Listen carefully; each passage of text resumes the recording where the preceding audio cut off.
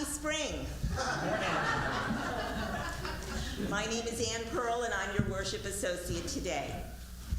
Please rise in body or spirit and join me in singing hymn number 1 in your gray hymnal. How often does that happen? And that is, May Nothing Evil Cross This Door.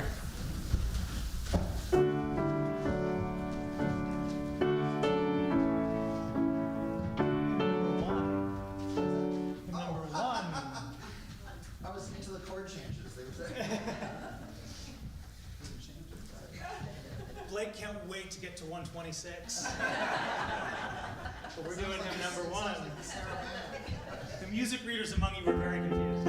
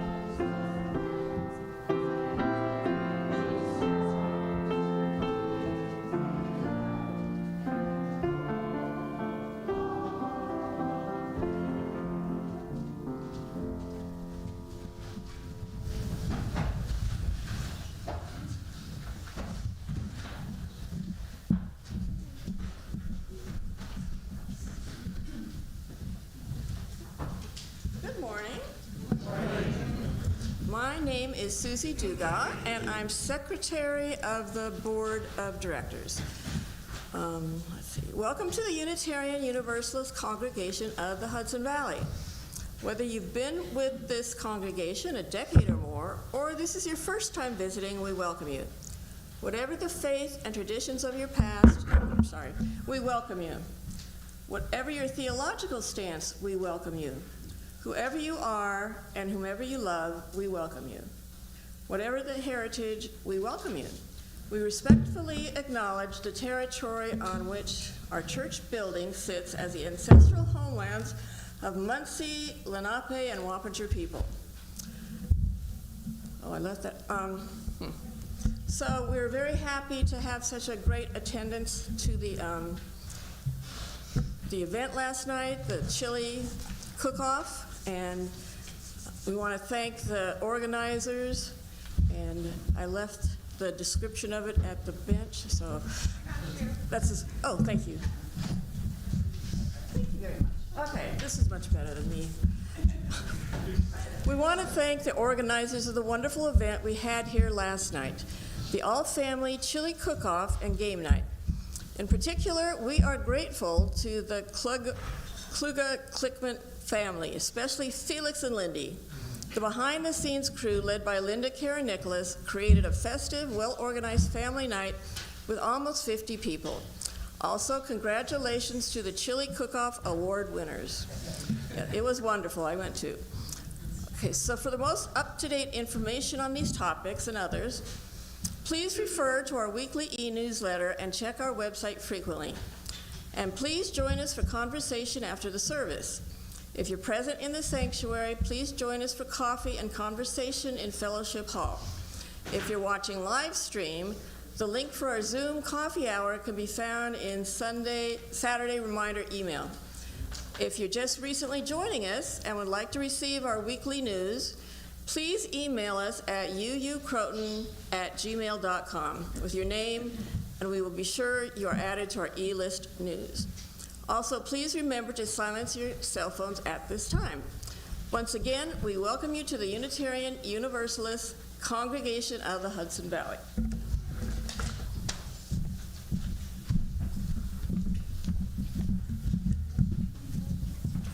Our guest preacher today is Benjamin Van Dyne.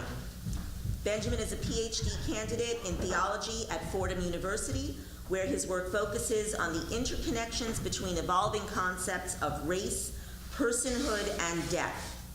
He also teaches undergraduate classes in religion and theology and serves on the coordinating committee for the labor union of Fordham's graduate workers.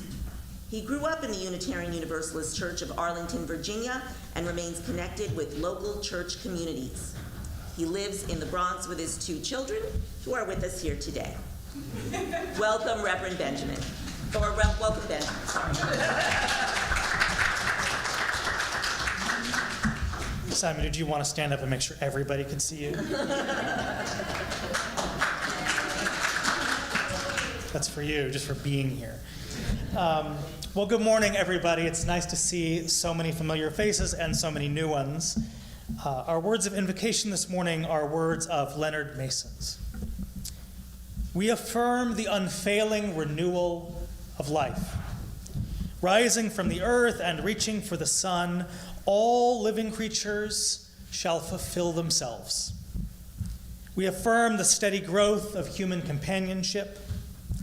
Rising from ancient cradles and reaching for stars, people the world over shall seek the ways of understanding.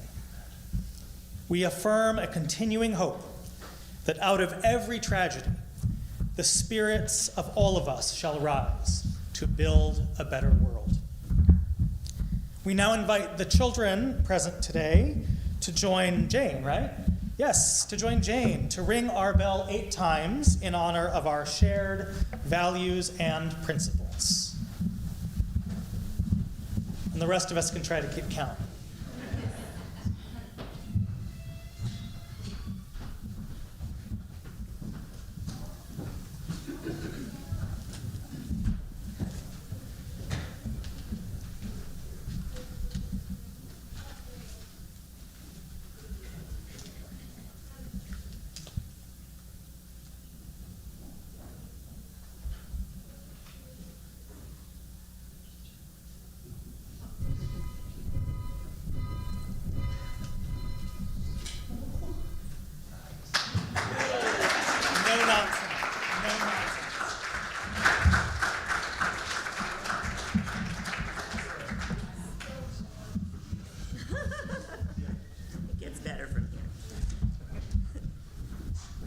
I should have said welcome back, Benjamin. Sorry about that. Our chalice lighting today is by the Reverend Orlando Brugnola of blessed memory. Flame, friend of our most ancient ancestors, we kindle you now to make you visible in this time. Yet in truth you burn always in the unique worth of each person, in the imagination, in the turning of the heart to sorrow or joy, in the call to hope and in the call to justice. Burn bright before us, burn bright within us. Please join me now in our unison affirmation. The words are in your order of service. Inspired by love, our mission is to seek our true nature, connect deeply and openly, and act for justice. Now please once again rise in body or spirit and join us this time for hymn number 126, Come Thou Fount of Every Blessing. It's in your gray hymnal.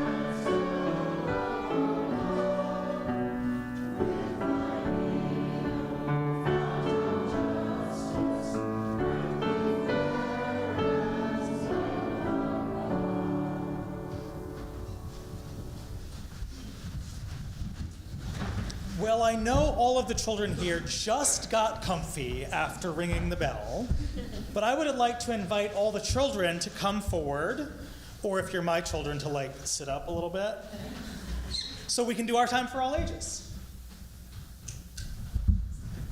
Come on.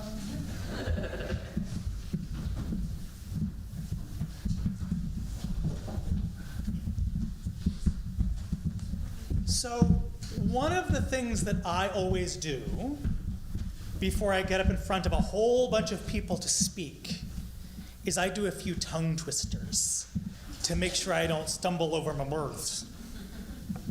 Because if the muscles in your mouth aren't ready to go, then sometimes you don't say things clearly. And I was thinking it might be fun for all of us to make it through some tongue twisters as quickly as possible. Simon helped me find a few good ones. I've got them here. Does somebody, I'm not going to show them to you before I get a volunteer, but does somebody want to try to read a tongue twister? So many volunteers. All right, I'm going to start all the way at this side. Can you, as fast as you can, try to say this first one? Just that first sentence, as fast as you can. Lesser leather, never leather, leather. Nope. All right. You want to try this? You want to try the second one? Here. This one right there.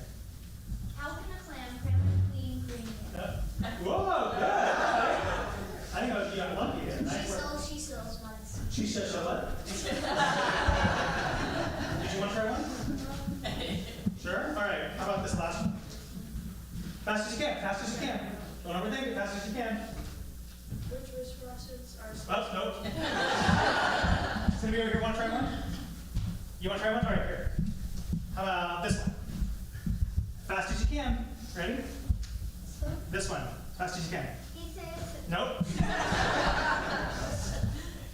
You want to try one? Give me a number between 1 and 4. 2. Great. All right. This one. Fast as you can. Fast, fast, fast. Ready? Fast. Ready? Fast. Don't panic. Fast. Oh, it was done there for a while. I think you did it. All right. So, okay, my kids want to try one. You want to try it together? All right. How about you two together? My kiddos, try the last one. Ready? On your mark. Fast as you can. Fast as you can. Promise. Fast. Go all the way. As fast as you can. All right. which wrist? Nope. So why do you think these are so hard? Because they all rhyme. They don't all rhyme, but they twist up your mouth muscles. I can't even say mouth muscles without tripping over my mouth muscles. Well, Simon, why do you think? Because it makes words sound like other words. Yeah. Lesser leather, never weathered, wetter, better. So what do you think is the best way to get through this whole list of tongue twisters as quickly as possible? You should not stop us in the middle of them. Well, I was stopping you because you were getting it wrong. But that's true. Sometimes the guy up front is just messing with you. And that is an important life lesson. It's not the life lesson we were aiming at, but it's an important life lesson. What do you think, if you're going to get through this whole list, these 4, as quickly as possible, what do you think is the best way to do it? Is to do it as fast as you can, right? No. Why not? Because Let's look at whether better. How quick clean can. Free throws. Which notches? you messed up. I messed up. Why did I mess up? Because you were saying it too fast. I was saying it too fast. If I'm trying to get through it as quickly as possible, that's the fastest way to do it, right? No, that's like. What's the fastest way to do it? Do it slowly and then do it fast. Wait a minute. So you're saying, hold on. That the fastest way to do it is to do it slow? Yes. And then you gotta practice.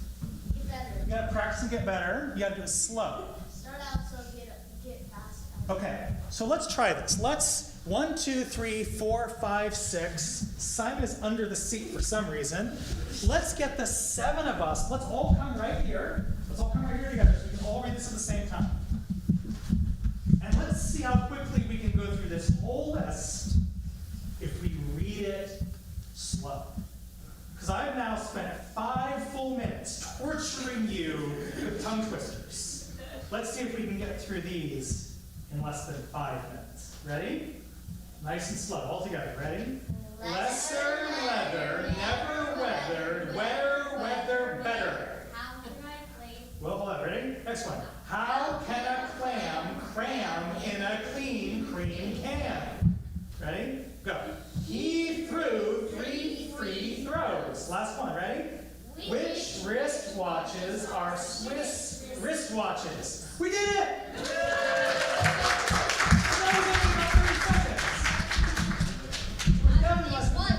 So the lesson here is something I'm going to talk with all the grown-ups about in a minute. And it's one of the funniest things I've ever heard, but I keep thinking about it a lot. And my kids have heard this from me a lot. You know what I'm about to say? Slow is smooth.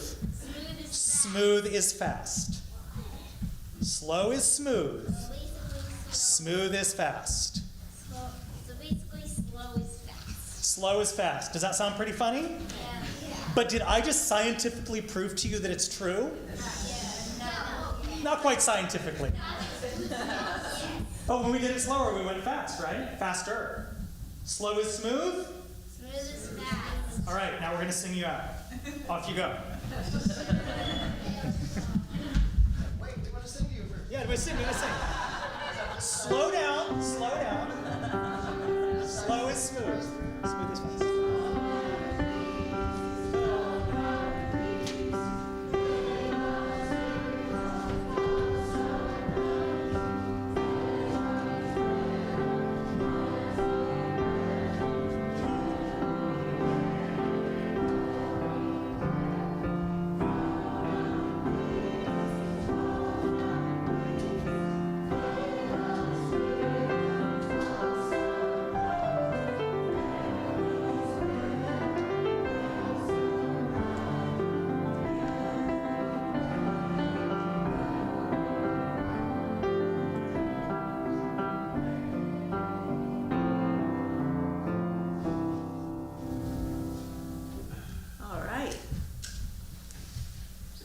Our reading today is by Mary Oliver, and it's entitled The Journey.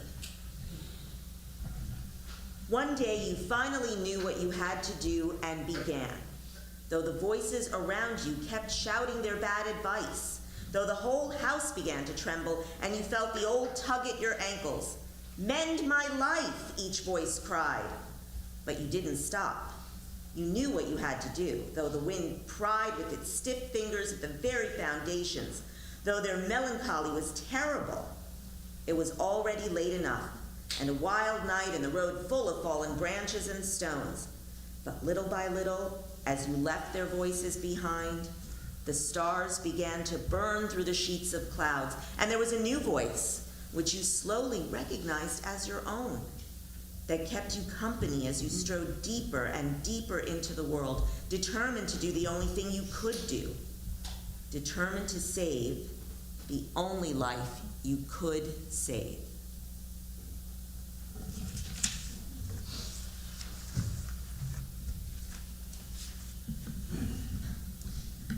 We come together in community to share with one another, to support one another, and to celebrate with one another. We bear sacred witness to each other in this honored ritual. As we begin, we know that there are both great sorrows and great joys in our world that must be acknowledged as well. We light our first candle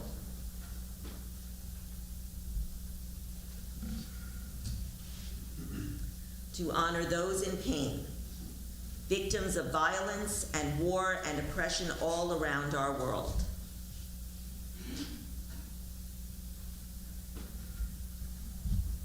We light a second candle because we understand that amidst all of that pain, there is also celebration and joy in our world.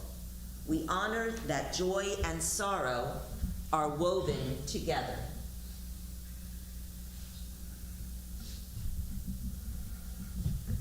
For some of us here today, this has been a week of life-changing joy that needs to be lifted up in this worship.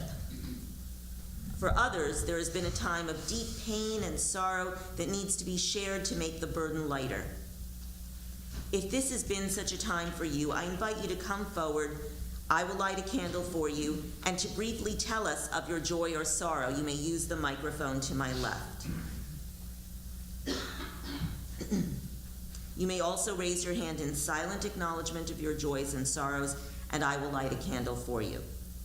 I would like to start with a message that I received. Did I leave it over there? Sorry. Nope, I have it. From Nora Mulligan. Nora was actually supposed to be today's worship associate, but she did have to travel quickly to Indiana, where her daughter and daughter-in-law, granddaughter, and brand new grandson are living. Her grandson is in the hospital. He's being treated for an internal cleft palate, which will have to have surgery at some point. They're not quite sure when that's going to be yet. But of course, Nora's daughter and daughter-in-law need a great deal of help to help take care of their older daughter, their older child. So she just wanted me to share that with all of you, and I will light a candle for her.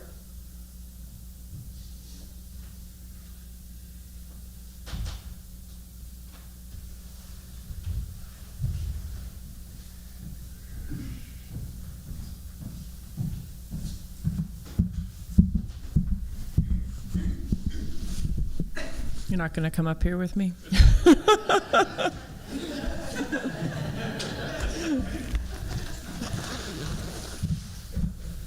I think we just wanted to say thank you all who came to the chili cook-off last night. It was really fun.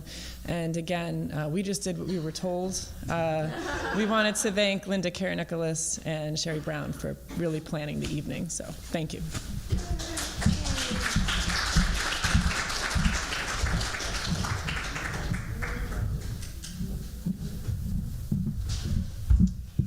So I'm Susie Dugas again, and I have a sorrow and some joys.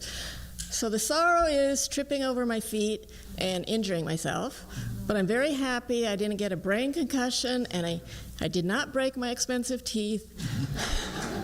And I want to thank all the people that have been bringing us the delicious food that have really helped me and Tyler. Otherwise, it would be peanut butter and mac and cheese.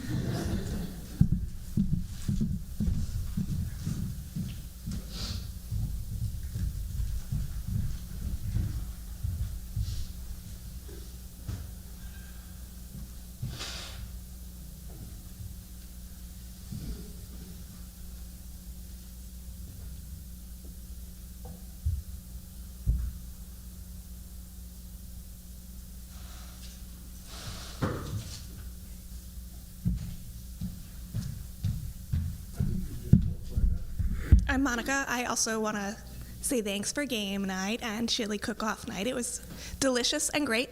And also thanks just for all of us being here.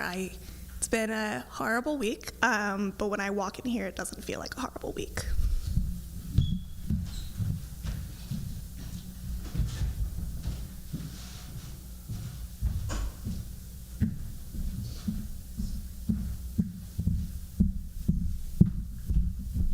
Hi, I'm Ginny, and I had the joy yesterday of singing with the Hudson Chorale, two absolutely marvelous pieces of music, and we're performing again this afternoon at 3 o'clock at Maryknoll. If you have a chance to come out, it's incredible music. One of the pieces was written by an Indian-American composer for a Hindustani singer, and that singer spent the night with me last night. She's just the most lovely young woman who has an incredible voice, right? Yeah, I'm hoping to get her to sing here some Sunday for us. Anyway, so one piece is this very spiritual and transcendental kind of piece of music. You have anything you want to say? It was astonishing. Yeah. This incredible group chorus singing sort of like classical harmony fused with like Indian rhythms and Hindustani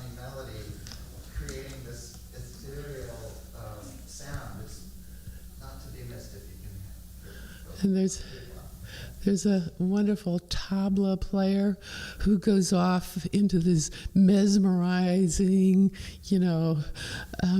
drum beats. Anyway, and the second piece is lullabies and carols that are Spanish, most of them from Spain, but one from Mexico, one from Puerto Rico, accompanied by classical guitar, harp, and marimba. So it's a really fun and beautiful program. If you can, come hear us at 3 o'clock. Just a plug. I would like to also share a joy. My husband is a writer, playwright in particular, as some of you might know, and 3 of his original one-act plays are being performed this weekend at the Hendrick Hudson Library, sponsored by YCP Theater Works, also your resident theater company, which will be opening here in less than 2 weeks with a play. But the title of all three of the one-act plays is Dreams Are Us, which is also the individual title of one of the plays. And this was, in fact, a dream come true for him. So, so it was quite a joy to be able to see these performances. And there is one more this afternoon at 3 o'clock if you're interested. So, so thank you all for that. Anyone else?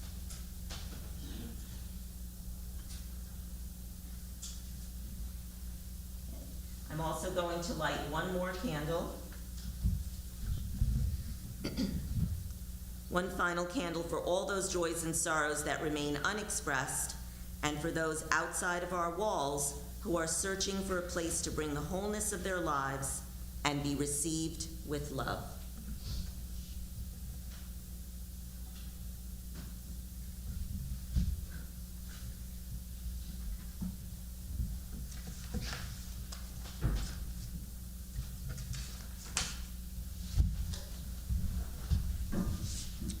I invite you now to join me in a spirit of meditation and prayer. Feel free to settle into your seat comfortably, but not too comfortably to stay awake. Shut your eyes if you're comfortable, take a breath.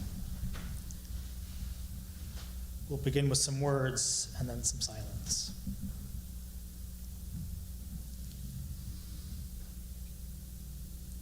To the Spirit with whom we commune this morning, we ask that our minds be open, our hearts warm, our arms embracing.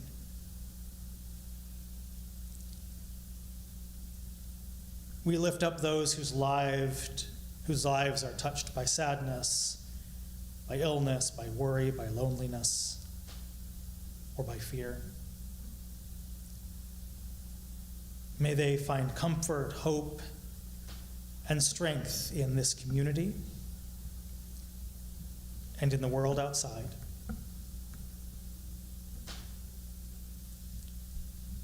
We celebrate the lives that are whole and well. May they share their strength with those in need and find love and welcome in the sharing of their spirit. Let's take a moment to silently reflect in the spirit of prayer.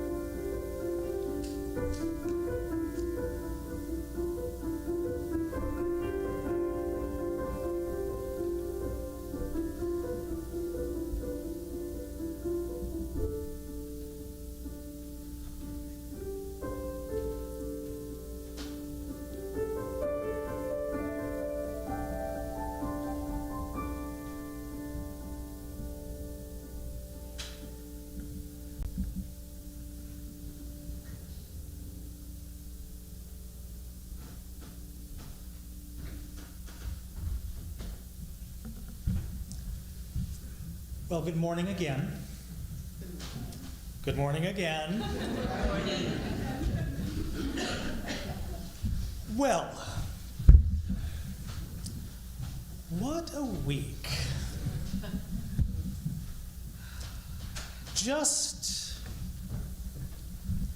I usually have got about 10 or 15 minutes to work with here. And I think I could use it up just making a list of this week's attacks on immigrants, people of color, women, trans people, civil servants. I feel myself making the list now. What a week. I imagine that in this room and in the many rooms where our virtual service extends, there are lots of different feelings, different concerns and fears, different ratios of depression and adrenaline, unease and agitation, fear and renewed courage, living side by side. And beyond those immediate reactions that each of us may have, there's also maybe some preemptive exhaustion or preemptive adrenaline, knowing how many other weeks a sermon will begin. What a week. Now that is, of course, the point. Now I have a job, my day job, where I'm supposed to know about the news and where I have the flexibility in my schedule to read as much of it as I want. But this week, there has simply been too much. It's a kind of civic blitzkrieg, a concentrated, immediate use of force in order to win a speedy and total victory before your opponents can get out of their chair. So it occurs to me that this question of speed is central to how we think about the task ahead. Because it's going to take some discernment and some finesse to know when we need to move quickly and when we need to move slowly, to know what it means when we see slow or fast moves by the enemies of peace and justice and equity. And make no mistake, peace and justice and equity have enemies. Melissa Flora-Bixler, a Mennonite pastor who has written a lot on traditions of nonviolence, wrote once that if you're going to love your enemies, you need to have some. And I've been thinking about that a lot. So when the enemies of the things that you cherish are moving so fast or seem to be moving slow, what does it mean for how we think about our speed? Now, I won't tell you where and I won't tell you when because I promised that I wouldn't. But at some point in my activist life, I was once assisting a group of people who planned to chain themselves to a bridge. It doesn't matter why, that's not the point of this story.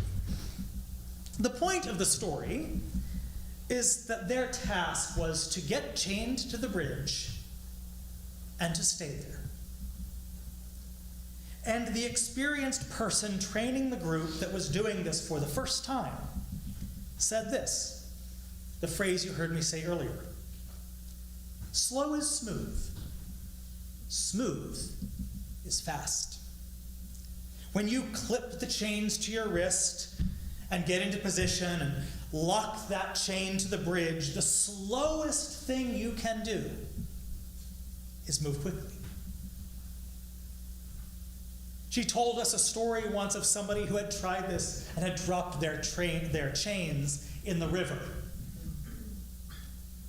Nothing is slower than moving too fast. Imagine, she said, one of those mornings when nothing is going right and it's a scramble to get out the door, you're running late.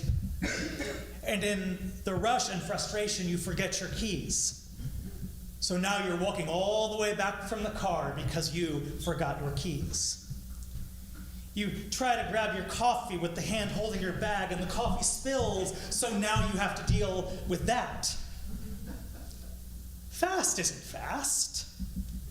Smooth is fast, and slow is smooth. Slow is smooth, and smooth is fast.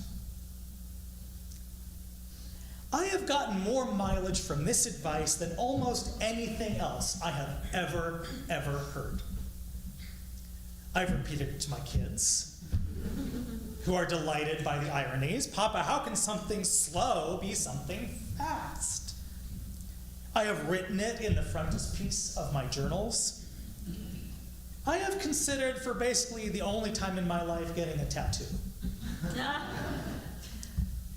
Tattooing is one of those things where you really hope that the artist understands that slow is smooth and smooth is fast.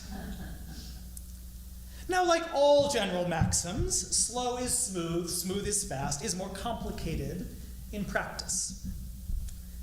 Because if it's true that sometimes we need to go slow in order to go fast, it's also sometimes true that we need to go fast in order to go slow. To do the things that must be done immediately so that it's possible to take a breath, to avoid the worst, to be safe enough to move forward. Whether that's tracking down a passport or stabilizing a living situation or getting away from something dangerous. I guess you could say that sometimes we have to move fast so we can move slow so we can move fast. But still, slow is smooth. Smooth is fast. And so I think that slow is smooth, smooth is fast isn't just about something like chaining yourself to a bridge or getting out of the house in the morning. It's how we figure out what's at stake. And it's how we relate to each other. Now, my day job is as a union organizer. And building up a union, at least when it works long term, isn't about moving as fast as you can. It can be tempting to move fast because there are reasons that you want to be in your union already. Protections you will have, legal assurances that you had at least until a few days ago. You want to move fast so you can do what you need to do before management figures out that organizing a union is what you're up to. But when you move as fast as possible, a union ends up just being a couple of crazies.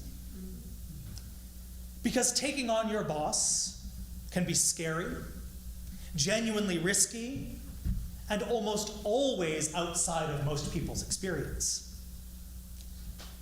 By the time that organizing groundwork has been laid by slow and intentional conversations, the weighing of risk, by the time it's take action together, it can move with dizzying speed.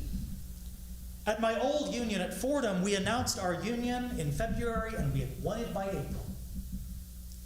But we had been planning and talking and weighing risk and working out kinks for more than a year.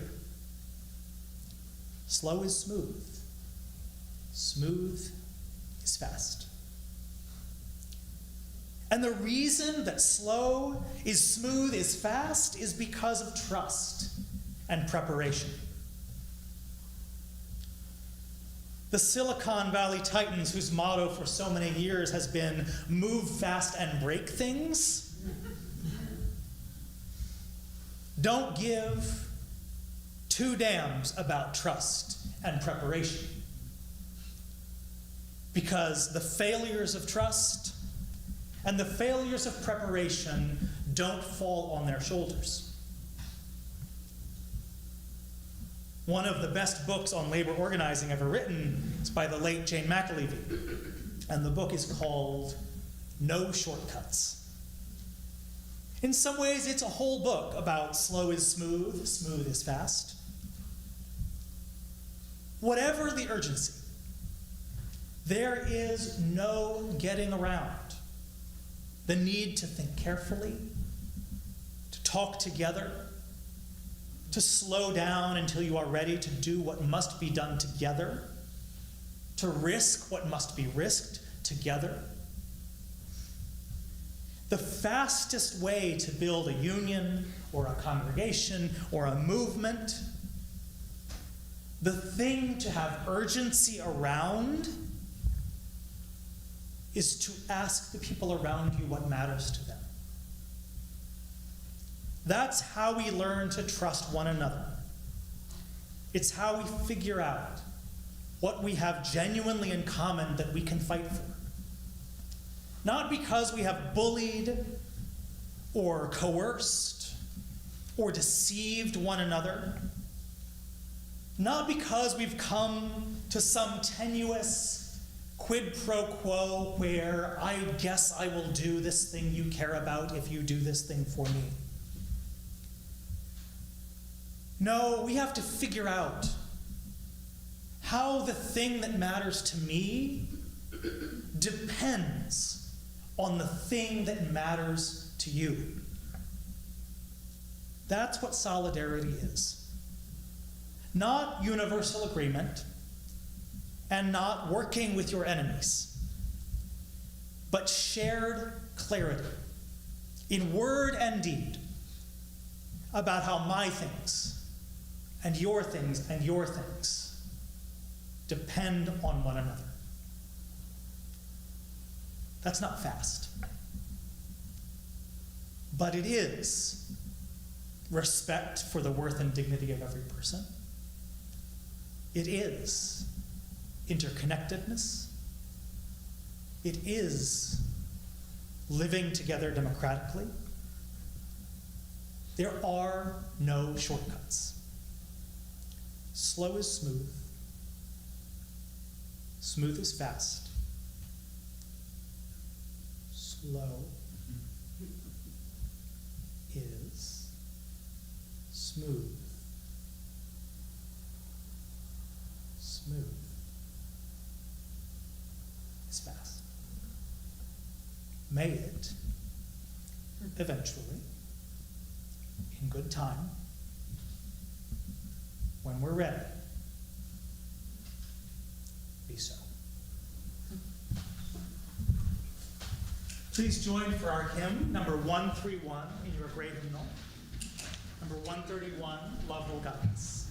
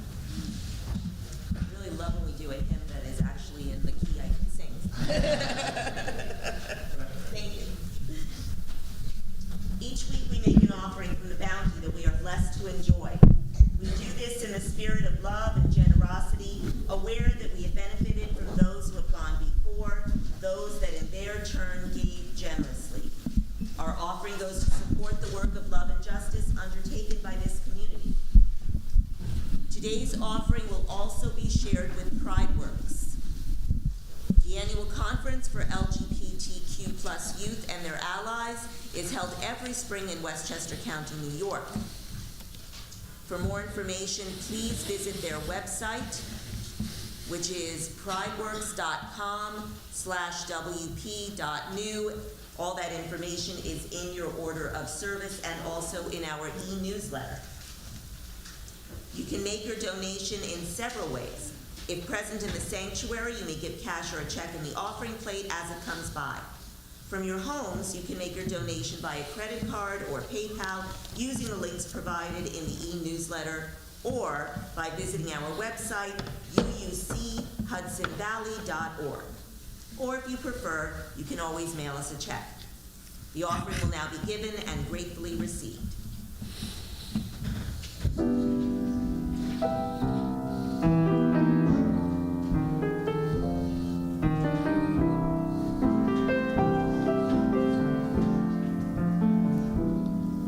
It's a lazy day, and I'm feeling lazy.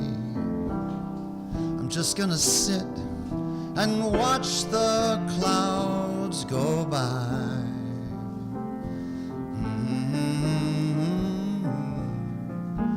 Nothing to do but sit by a tree, letting my thoughts wander aimlessly. It's a lazy day.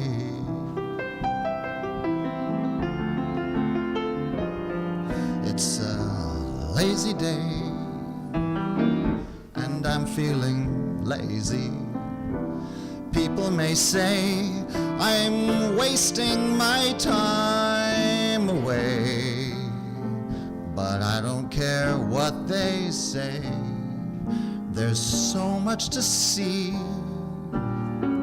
sitting by a tree. I'm taking today for me. No need to rush to get somewhere. No reason to go, 'cause I'm already there. It's such a nice day to throw away my cares, which brings me back to say it's a lazy day.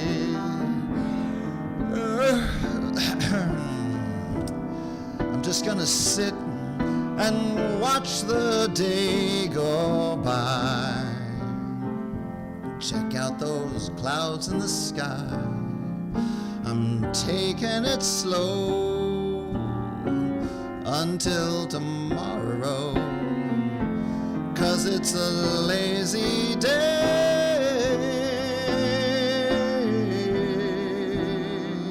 I'm hanging around just doing nothing at all.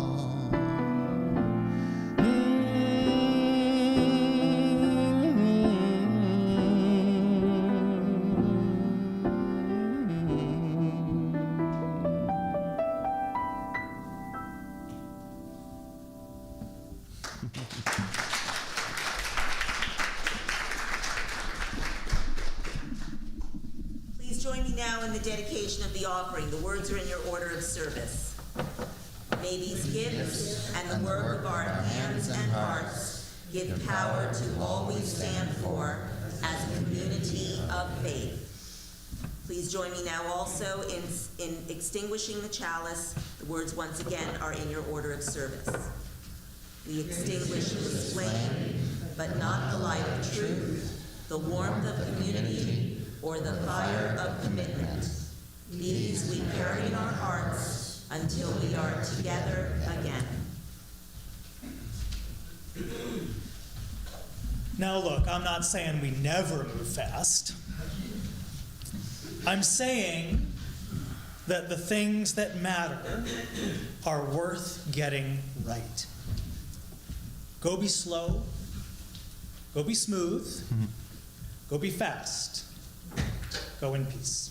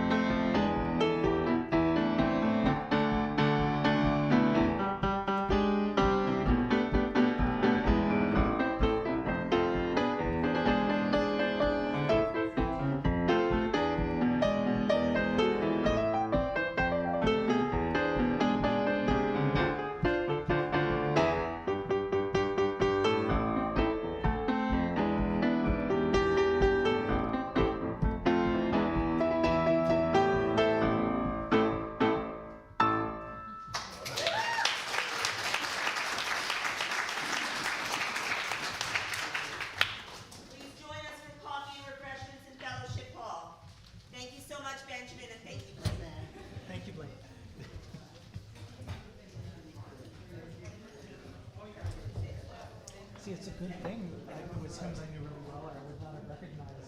Yes, exactly. I appreciate that. And you know, the chords of that second one were kind of like the saraband that appraised it. And I was like, oh, it's kind of the same. There are only so many chords. I mean, it's just, I was just teaching Simon, one, 4, and 5. You can do anything like At least 4 chords. You can win the world. Are you the really person who came up